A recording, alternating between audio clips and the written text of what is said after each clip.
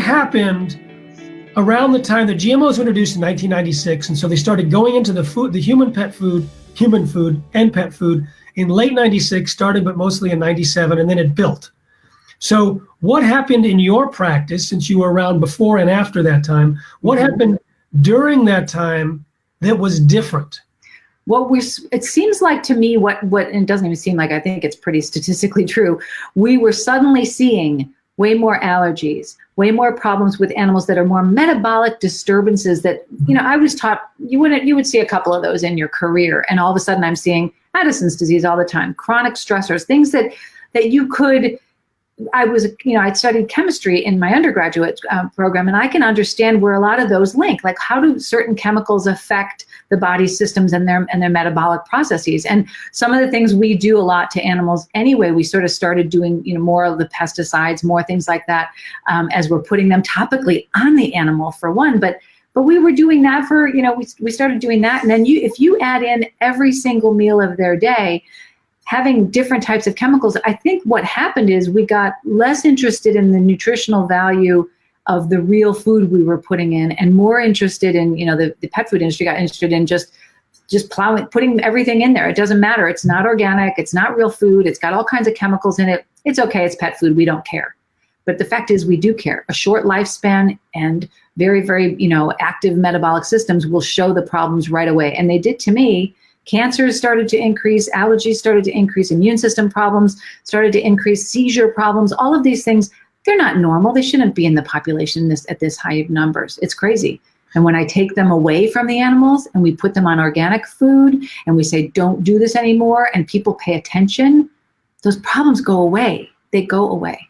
So this is the key. This is where, for those people who are wondering what we're going to be discussing in these the opening in the 5 minutes, it's this key, and I want to make sure that we drive this home, because on another interview that I did for Healing from GMOs at healingfromgmos.com, I asked you what happens now when a patient is presented to you by a client, and you first thing you do is put them on a new diet with nothing else, no other changes, just change the diet. And you gave me a percentage, and I'm not going to tell you what that percentage is this time, because you may have changed it. What percentage of animals show improvement by the time they come back for their second appointment, or the time you hear about them again? Yeah, I was just talking about this because I'm going through a lot of, we do our early season reviews with my staff. And one of the things we always just sort of drift into is how great it is in our practice, because people they'll say to me, oh, Dr. Royal, you're going to love this case. There's like these 10 different problems, and there have been diagnoses, and it's a hopeless case. And they know what's going to happen. We're going to change the food. And for us, I think we're looking at such a high percentage of animals that benefit. It's getting to be 80% or something ridiculous like that. And, I look at it and I say, okay, well, that's outrageous, because you don't get that kind of a great result when you're doing even just a medicine, like aspirin. It doesn't always take care of your headache. Okay. But I look at food and I just say, no matter what we do, if I make the food excellent, they'll get better. They may not heal everything. They may not, a perfect diet doesn't solve every problem, but a bad diet will always make problems. And that's our problem. This number, 80%, I'm going to, let's parse that, because to me, when you say, because you've told me when I was there, you said at this point, you don't start with the medicines, you start with the food. And then by the time the food kicks in, you'll know what medicines are needed. Otherwise, it's like the ancient Ayurvedic statement, with the wrong food, the medicines won't work. With the right food, the medicines aren't needed.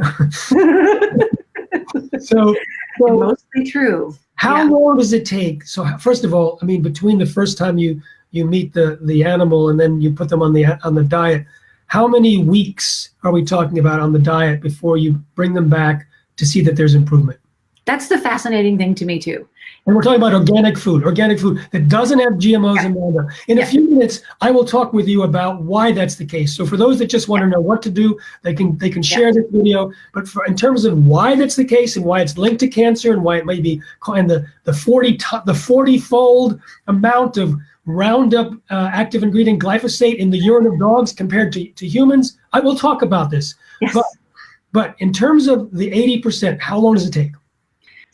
So I really was taught it would take something like 3 months before you're going to see a significant change with any diet change. And I will tell you, I have people come back for their 3 and 4 week recheck, and they're practically crying because they cannot believe the changes in their animals.